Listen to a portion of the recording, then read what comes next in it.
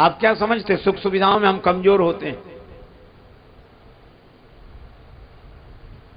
हमने अपने बचपन के दिन देखे हैं, आपने भी देखे होंगे, तब इतनी सुख सुविधाएं नहीं थी,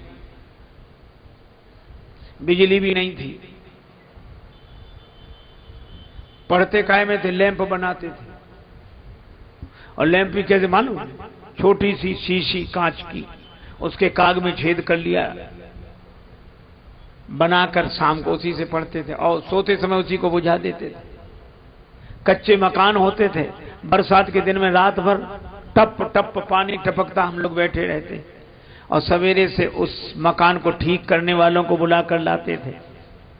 लेकिन उस समय कितनी प्रसन्नता थी, इसका अनुमान आप लगा सकते हैं? देखो, मैं आपको फिर कह रहा हूं, सुख आदमी को कमजोर बनाता है और दुख आदमी को मजबूत बनाता है। आज हम लोग जो इतने कमजोर हो गए वो इसलिए हो गए सुख के कारण। सुख के कारण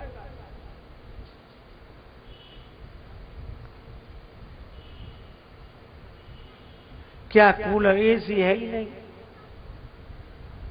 एसी नहीं है।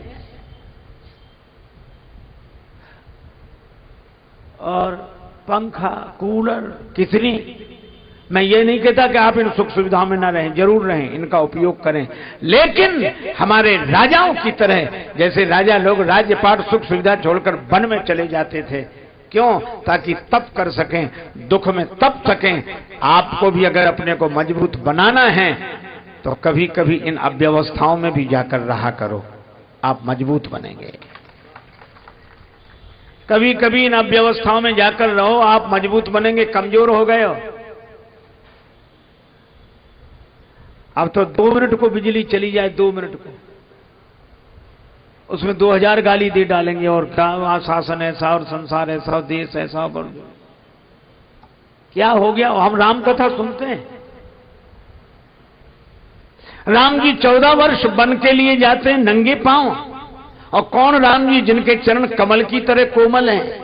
श्री जानकी माता पलंग पीठ तज गोद हिंडोरा, वे पैदल पैदल जाएं, लक्ष्मण जी पैदल पैदल चलें, और हम उनके पैदल चलने की इन विषम यात्राओं की कथाएं पूरी सुख सुविधा में रहकर कहें और पूरी सुख सुविधा में रहकर सुने। और थोड़ी भी गड़बड़ी हो जाए तो आंख दिखाएं, लड़ लड़ जाएं। ये राम कथा है। राम कथा को जीना चाहिए, और नहीं तो हमारी वैसी दशा। एक हवाई जहाज जा रहा था, तो अचानक उसमें 2 खराबी आई। वो तेजी से चलने लगा, पर दिशा सूचक यंत्र खराब, तो पता नहीं किधर जा रहा है। तो हवाई जहाज के चालक ने कहा, पायलट ने कहा कि एक आपको 2 सूचनाएं दी जा रही, एक बड़ी दुखद है, एक बड़ी सुखद है। क्या? बोले दुखद तो यह है कि इसका दिशा सूचक यंत्र खराब हो गया, हमें पता ही नहीं लग रहा है कि हम किधर जा रहे हैं, हमें पता नहीं चल रहा है कि हम किधर जा रहे हैं। लेकिन एक सुखद खबर है, क्या? हवाई जहाज पहले से ज्यादा तेज चलने लगा है, तो जिधर भी जा रहे हैं बड़ी तेजी से जा रहे हैं। आज हम लोगों की यही हालत है, कोई कहे भले ही नहीं, पर सब अनुभव करते हैं। हमें ये पता ही नहीं कि हम किधर जा रहे हैं, पर जिधर जा रहे हैं बड़ी तेजी से जा रहे हैं। भगवान राम की बात मैं कह रहा हूं। राज्य चला गया, भाई को राज्य मिला, उसे प्राण प्रिय कहा, और जिस कैकेयी माता ने इतना प्रेम किया उसी ने निकाल दिया। पर राम जी की ऐसी दशा हुई कि श्रृंगवीरपुर के राजा निखाद ने ठहराया, उससे भी कहा कि केवट से मैं नाव मांगूंगा, तुम नहीं।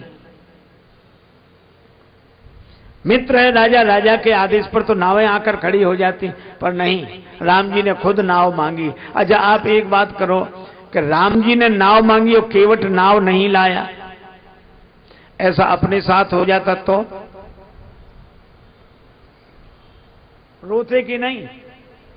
क्या आज ऐसे भी दिन आ गए, इतना बड़ा राज और घर वालों ने छुड़ा लिया, और ऐसे दिन कि हमें नाव मांगनी पड़ रही, और इतने बुरे दिन आए कि नाव लेकर केवट आ नहीं रहा है? कोई बात नहीं, समय की बात है। अनुकूल समय आने दो, राजा बनते सबसे पहले तुझे ही नहीं पकड़वाया तो हमारा नाम नहीं, यही सोचते। लेकिन राम जी ये नहीं सोचते। केवट ने मना किया और भगवान उस दशा में भी बेहसे करुणा है। भगवान राम मुस्कुराते हैं। अपनी परिस्थिति खराब है, राम जी मुस्कुराते हैं। दूसरों की हंसी उड़ाना आसान है, उपहास करना आसान है। अरे ये कोई बात हुई? अपने पर संकट आए उस समय मुस्कुराओ तो वीर पुरुषों का काम है। दिल दे तो इस मिजाज का परवरदिगार दे, जो रंज की भी घड़ियां खुशी से गुजार दे। समुद्र मथा गया, अमृत पाने के लिए विष निकल आया। अमृत पिया देवताओं ने, विष पिया भगवान शंकर ने। तो अमृत पीने वाले तो देव रह गए और विष पीने वाले महादेव हो गए। मुस्कुराकर जिसको गम का जहर पीना आ गया, ये हकीकत है जहां में उसको जीना आ गया।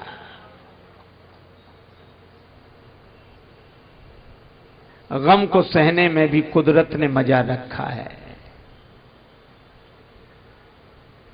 भगवान राम का चरित्र सुनते हैं तो हमें उस चरित्र से प्रकाश लेना चाहिए जिंदगी में। केवट ने नाव मांगी, केवट नाव नहीं लाया।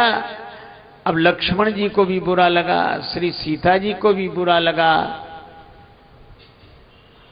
भगवान ने मुस्कुराकर लक्ष्मण जी की ओर देखा। लक्ष्मण, ऐसा विचित्र भक्त देखा जिसे मैं बुलाऊं और ना आवे? तो लक्ष्मण जी तो पहले से ही नाराज थे, खींचे हुए थे कि नहीं? क्या बोले? क्या बोले? नहीं पता, हम बता रहे हैं। भगवान ने कहा, लक्ष्मण, ऐसा विचित्र भक्त देखा जिसे मैं बुलाऊं और ना आवे? लक्ष्मण जी बोले, प्रभु आपके जितने भक्त होते हैं ऐसे ही होते हैं। जो आपका कहना न माने वही आपके भक्त। स्वभाव ही ऐसा है।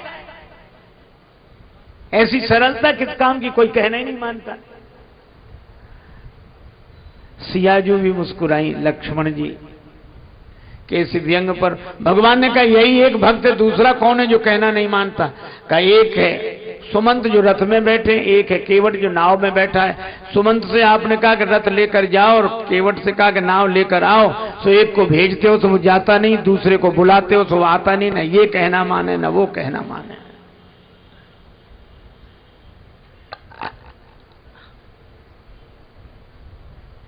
सियाजू मुस्कुराई लक्ष्मण जी ने की इस बात पर भगवान भी मुस्कुराए।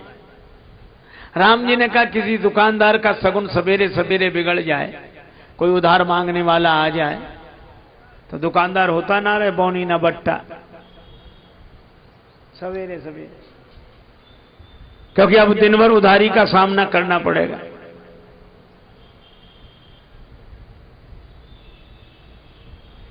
भगवान कहते इसी तरह हमारी यात्रा का सगुन बिगड़ गया। जब हम वन में चले तो वनवास केवल हमें हुआ था। क्या लिखा है? 14 बरस राम बनवासी बनवासी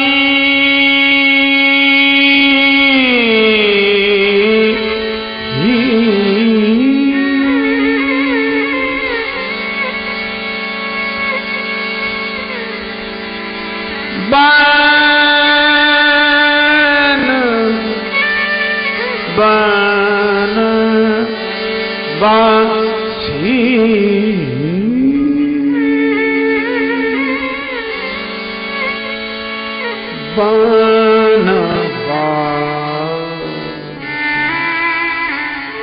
वनवास राम जी का था, न सिया जी का न लक्ष्मण जी का। पर राम जी ने कहा कि हमने आप दोनों को मना किया था कि हमारे साथ वन मत चलो। दोनों बोले हाँ किया था। बोले फिर आप दोनों ने कहना माना? दोनों बोले नहीं माना। भगवान ने कहा, हम समझ गए थे कि यात्रा के शुरू में ये हाल है तो आगे जितने मिलेंगे सब ऐसे ही मिलेंगे।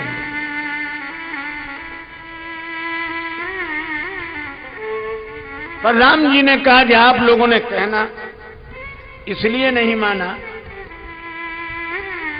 क्योंकि आपका मुझसे प्रेम है, और मुझे लगता है कि केवट अगर कहना नहीं मान रहा है तो यह भी बड़ा प्रेमी होगा। बोले इसके जीवन में प्रेम तो दिखाई नहीं दे रहा है।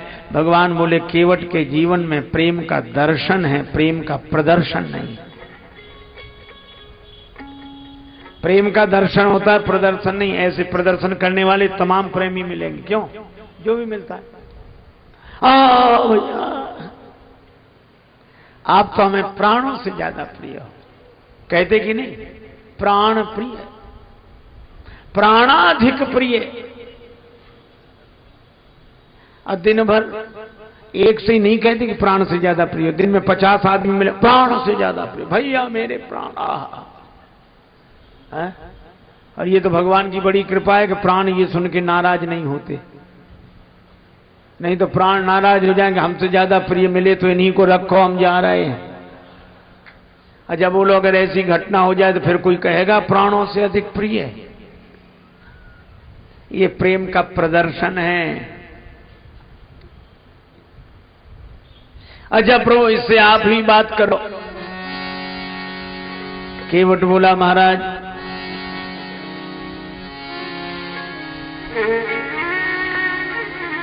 तरने ओ मुनि घरनी होए जा, बाट परई मुनि नाव उड़ाई, छुअत शिला भई, नारी सुहाई, छुअत शिला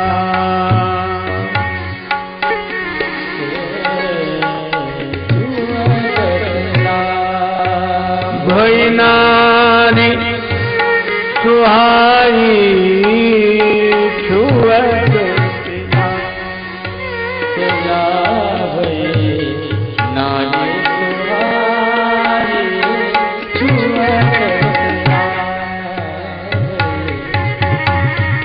पाहनते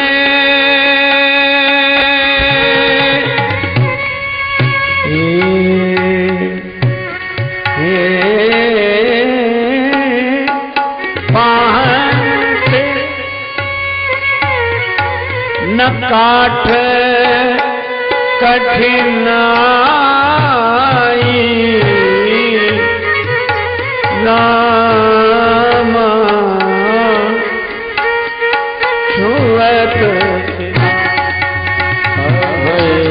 नारी सुहाई, छुअत शिला भई, नारी सुहाई, छुअत शिला भई,